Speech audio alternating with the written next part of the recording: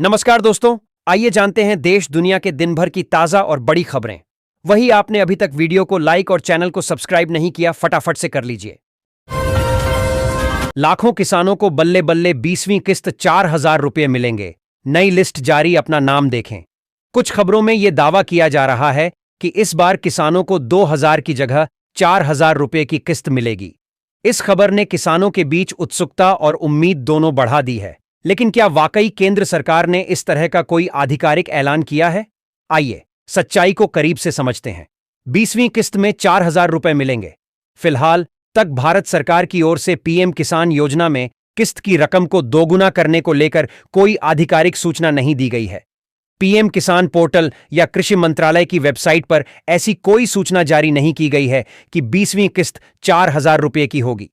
हालांकि यह जरूर देखा गया है कि चुनावी समय या विशेष परिस्थितियों में सरकार किसानों के हित में कुछ अतिरिक्त राहत योजनाएं ला सकती है। इसलिए इस संभावना से इनकार भी नहीं किया जा सकता कि भविष्य में कोई अतिरिक्त सहायता दी जाए। 20वीं किस्त कब आएगी? हालांकि सरकार ने 20वीं किस्त की तारीख की घोषणा अब तक नहीं की है, लेकिन यदि हम पिछली किस्तों के पैटर्न को देखें तो यह अगस्त 2025 के पहले सप्ताह तक आ सकती है। जिन किसानों का ई-केवाईसी पूरा है और जिनके खातों में कोई तकनीकी समस्या नहीं है, उन्हें अगली किस्त समय पर मिलनी तय मानी जा रही है। 20वीं किस्त की बेनिफिशियरी स्टेटस कैसे चेक करें? किसान भाइयों, यदि आप भी अपने 20वीं किस्त की बेनिफिशियरी स्टेटस देखना चाहते हैं तो नीचे बताए गए आसान चरण को पालन करें। इसके लिए सबसे पहले आप पीएम किसान योजना की आधिकारिक पोर्टल पर जाएं।